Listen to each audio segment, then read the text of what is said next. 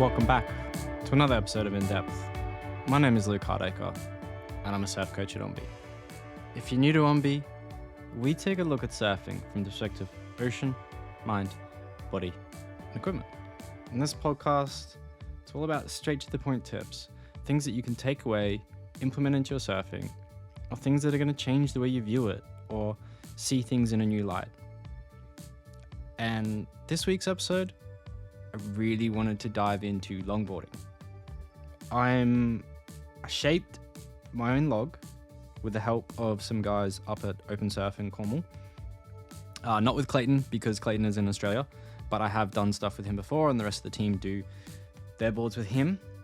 But I shaped, and I love riding my Nono log, and I'm a longboarding convert. The board I made is a very traditional nose riding log, and there are these unique learning experiences you get from changing boards that you have to feel to understand.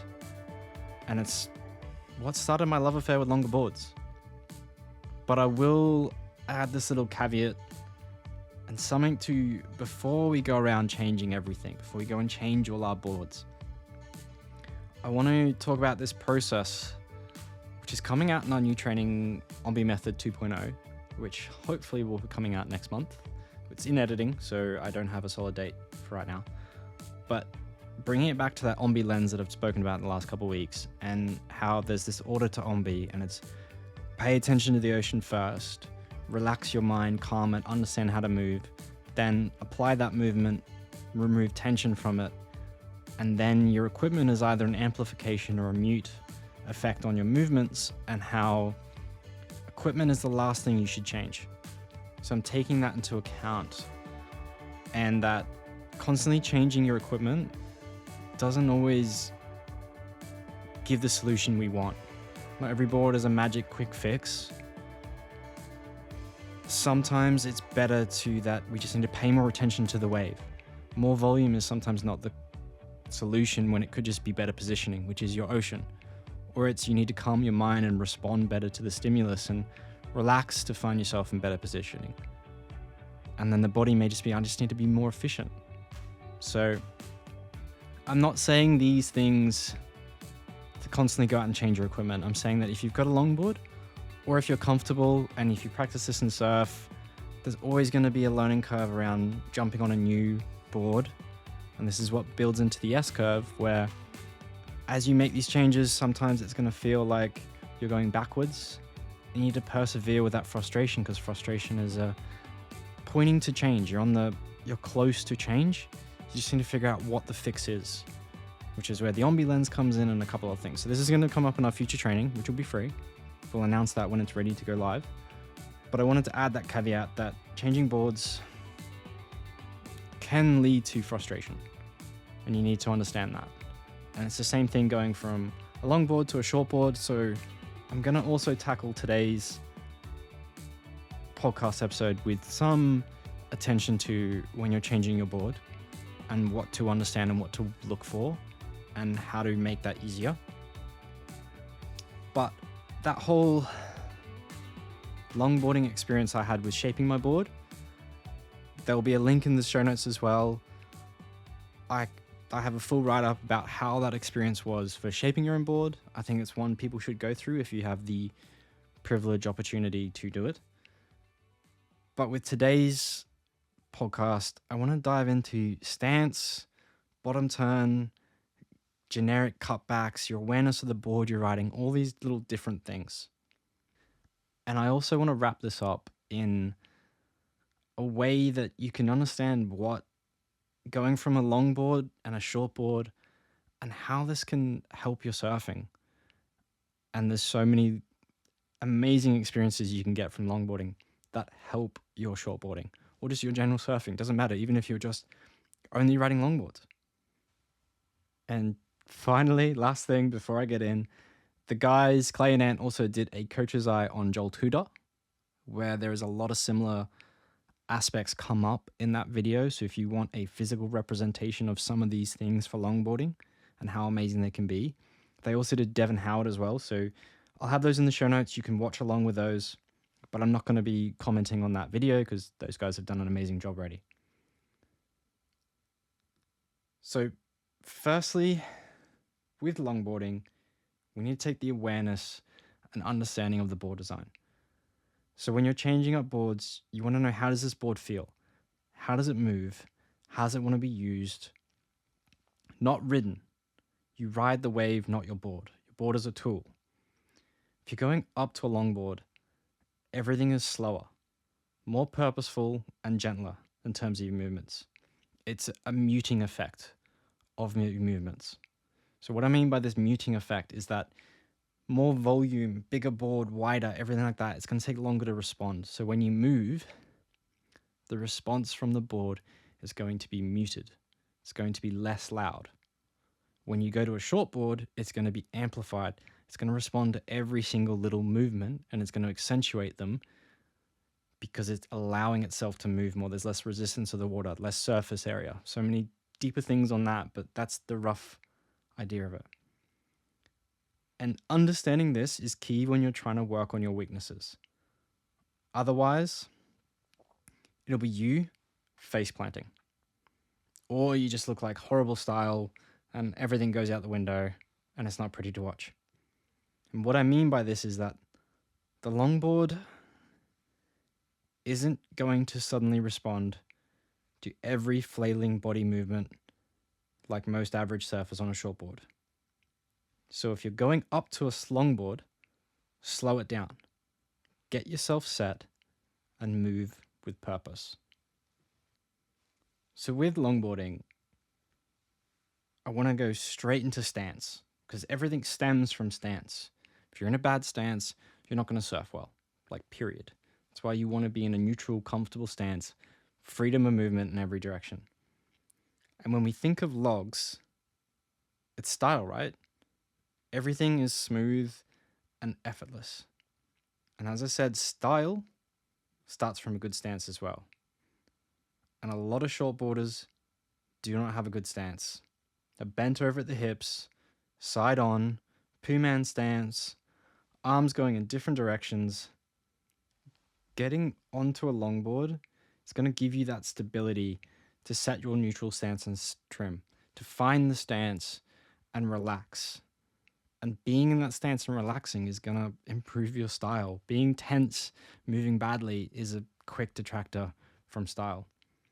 So when you're on this stance, you want to be focused on stacking and aligning your body for the small purposeful movements. And what I mean by this stacking is that everything's in line. So you're in one straight vertical line, like you're just standing up. That's it, but you've just got your knees bent, your arms are up, you're ready, you're in neutral stance. You're not in this hips bent over. You're in a position where everything's aligned, you've got good balance, and you can respond and move in any direction.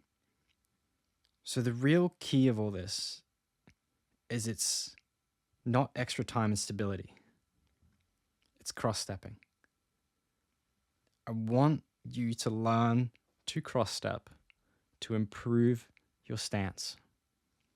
If your stance is bad, seriously, learn to cross-step. To cross-step, you have to have your stance set. No poo-man, bent hips, or body out of alignment. So if you try and cross-step with bad stance, you're going to have a bad time. And until you solve your stance and your starting point, your cross-stepping is going to suck and be very hit and miss, hot and cold, and you probably won't understand why it's not working.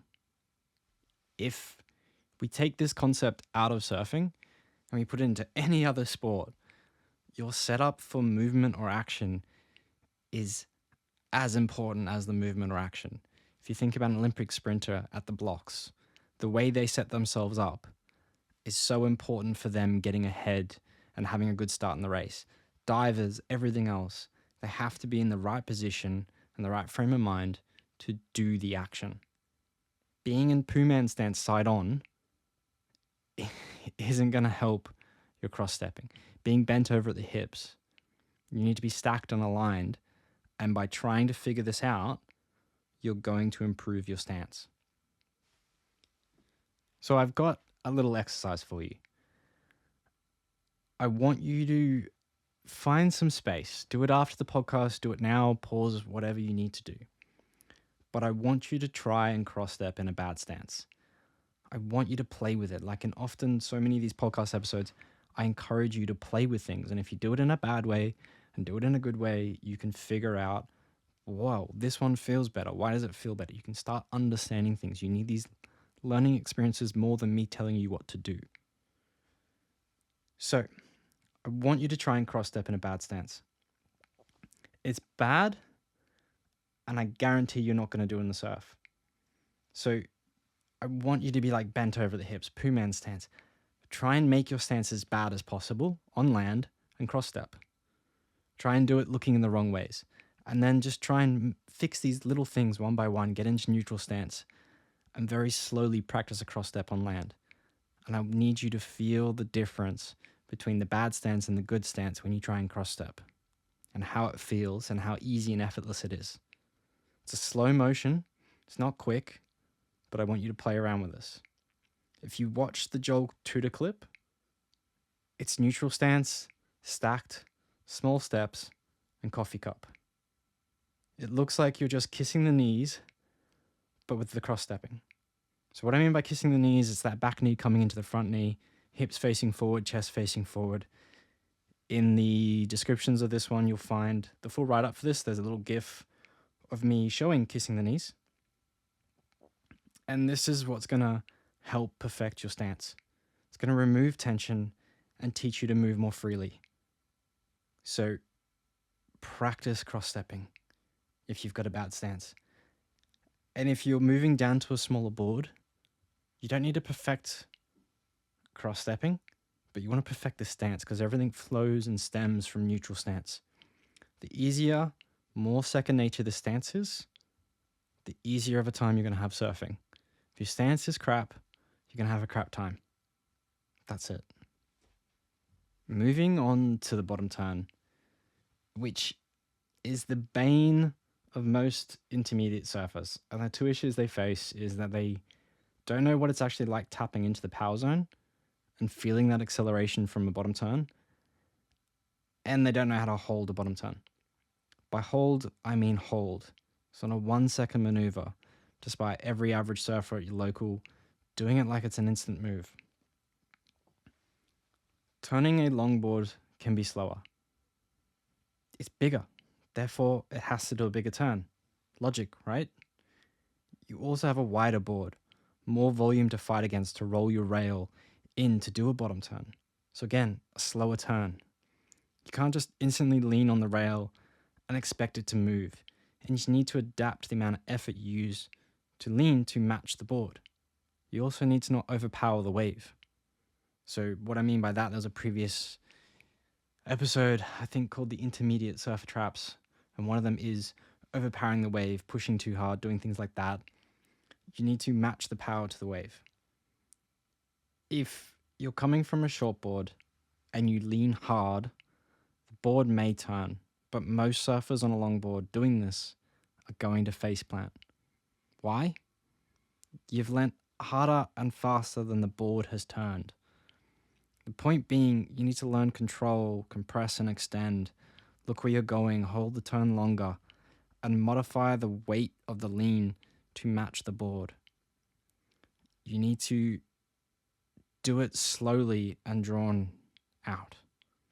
So if you're coming down to a shortboard, don't fall into this trap of doing your longboard turn and then all of a sudden you come to a shortboard and it just happens. Like, count out your bottom turn. It's still a drawn out turn even on a shortboard. So longboard or shortboard, you're still doing a multiple second turn. The difference being your longboard is going to turn in a wider arc and it may take a little bit longer or it may not go as vertical. It's also then on your shortboard, you can do the same process. You're just finding the nuance of how hard to lean, where to look, being more vertical, but you're still holding it out. It's the same feeling, it's just adjusting it to the tool and how that tool wants to be used. A similar thing to understand with maybe beginners or intermediates on longer boards is that the board will resist wanting to be turned because they're bigger and wider and they want to float more than sink the rail in. So you're going to have to play with that feeling and play with the extremes to get it to bottom turn. You may be coming from a shortboard, or you may not have never felt that, and that trying to get it on rail, you're probably going to have to fail a couple times, face plant, overpower it, all these different things to get that feeling and start figuring out how your bigger board can bottom turn. People can bottom turn these boards. It's not a case of you can't do it. It's just you need to figure out how to do it, be in the right stance, all those different things that we train in the OMBI programs. Moving on to cutbacks. I'm going to use the cutback just because snaps and other stuff on longboards are a lot more difficult. Dare I say, probably not even possible on many longboards. But the cutback is universal. You can do it on a bigger board. You can do it on whatever. It's just, it's different. So when you're coming to a cutback, you need to hold it longer. It's pretty much the same as above with the bottom turn. So same concepts. How does this board get on rail? It turns slower. There's a real trick here I find amazing when I'm working on my own. To do a cutback on a longer board, you need to have really good technique. The thing is huge, so to do a cutback, you really have to hold it, look where you're going, open up your body, and move towards the foam. You can't just suddenly move and twist. It doesn't work that way. You've really got to apply this movement over time and follow through. And you can't just do the shortboard flail arms and hope for the best. You'll just move one way and your board's probably going to move the other way. This right here is why I started falling in love with them.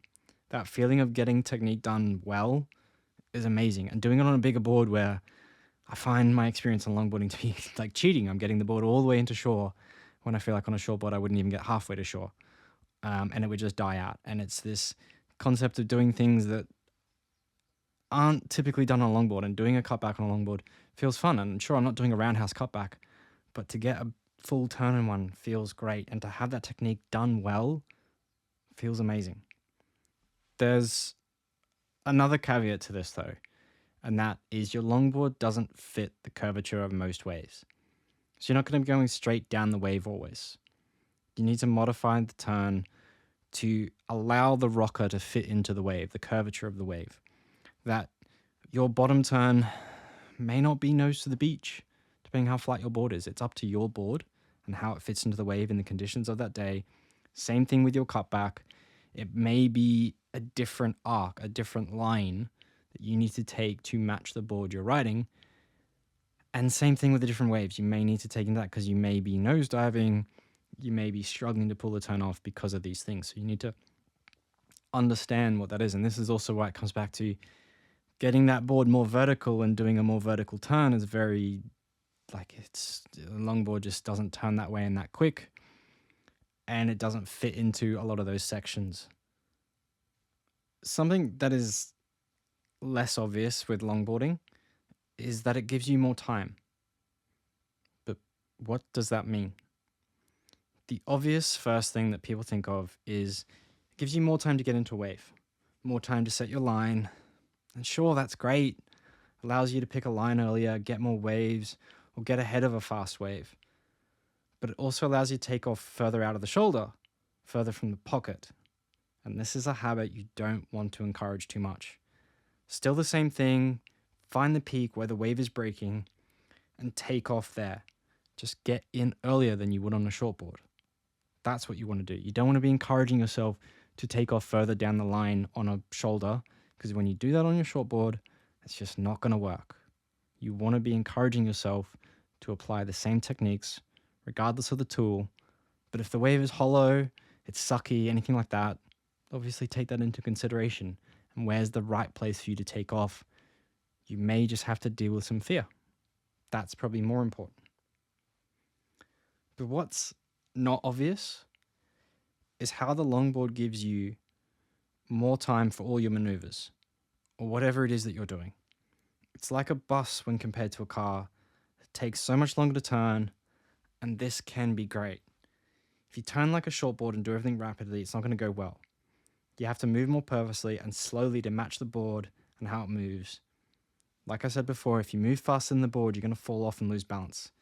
This teaches you patience and that you don't have to rush your surfing. Purposeful movement is so much better than wild movement. If you take more time, you move more fluidly. No turn is sudden. They're all drawn out, and you need to take time.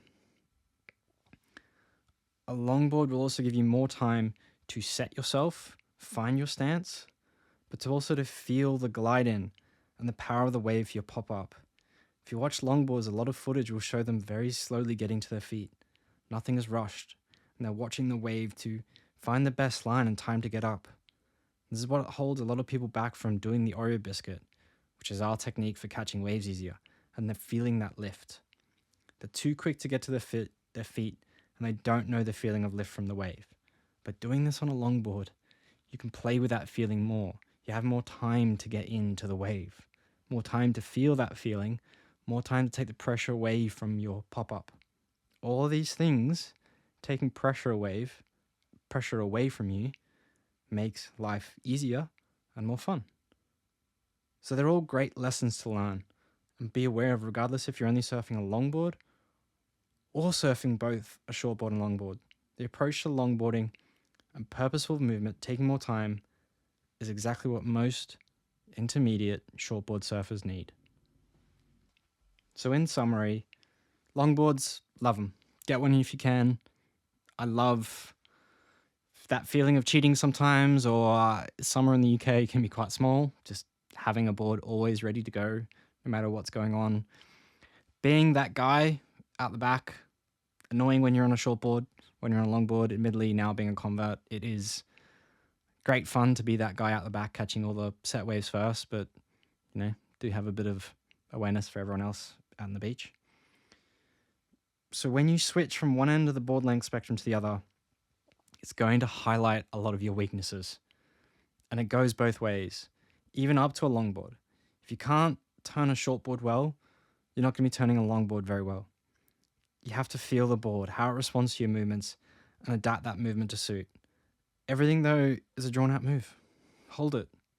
Move with purpose and grace. The difference is how long you draw it out based on the board. A longer board is going to give you more time to feel things and move with purpose. So use that feeling to work out your technique and play with it. If you want to improve your stance, learn to cross-step. Learn to apply a longboarding bottom turn where it's slower, the movement is slower, and you've got to match the power you put into it to your shortboard to understand how to make your technique better. Same thing with your cutback. A lot of people want to do it quick. When you apply it to a bigger board, you can apply these lessons and then take it to your shortboard and go, how do I match that? And how do I now take that feeling and put the board on more rail or get more vertical? You're working out your technique problems in a really easy environment and figuring out a board of like, hey, if I can get this thing to move, then I can move my shortboard really well. So if you're going up to a longboard or you're riding one now, focus on that cross-stepping and improving your stance. Draw out all your turns and fail forwards. Attempt turns, attempt to turn the thing wildly, and learn the limits of how well you can turn it. If it's not turning well, look at your technique. These are things for you. Frustration is pointing at the solution, but you may not just be aware of the solution yet. Otherwise, you need to be aware, is this a symptom or is this the cause of what your frustration is? If you are going down to a shortboard, neutral stance, bloody hell, just do neutral stance. It's the most important part. Stack your joints and surf with purpose. The sudden movement of your board is not a win. You're not turning it into a mechanical bull ride. You want to do less and feel more. And this sudden movements of your board is a response to your flailing body, which is also a sign of really bad style. So move with purpose and hold the turns. You'll get from point A to point B. Take your time, slow it down. Slow down to speed up. Nothing is sudden, and always look where you want to go. And finally, as I said at the start, remember that changing your board is a new S-curve. It's a new learning experience. You're going to suck before you get good. There are going to be, same thing with any new technique, maneuver, thing that you try. It's going to pose its experiences, and that may highlight your weaknesses, and you need to go through this whole S-curve. So that's a whole other topic to navigate that S-curve. But I want to highlight that the first things you should always do is read the ocean better. Be in the right spot. Calm your mind, relax. Then allow your body to move, then change your equipment. If you have all those things, you can make that transition from longboard to shortboard really, really easy. Or shortboard to longboard, all those things. It's then a case of how do I now apply the new OMBE to the new board? Because I've changed one thing, everything else now changes. So it's a whole other topic. That's a very quick insight to it. That will be a podcast episode coming soon. We're going to do the whole new OMBE method 2.0. There'll be a full video program coming out hopefully sometime soon. We're still editing. And there'll be a full series of podcasts on it as well. So if you're new to OMBE and you want to get involved, we have our free community app. It houses all of our training, our premium training as well. It's completely free to join, get involved, meet other surfers near you. The app is free. The link is in the description. And you can also do the current OMBE method, get the free PDF ebook. We will be updating all of that sometime soon, so you can have the old version and the new version, which is not actually repeat content. It's all completely new. So it's really exciting. You can get in early, see what the old stuff is and how we've then revamped it. Other than that, I'll see you next week.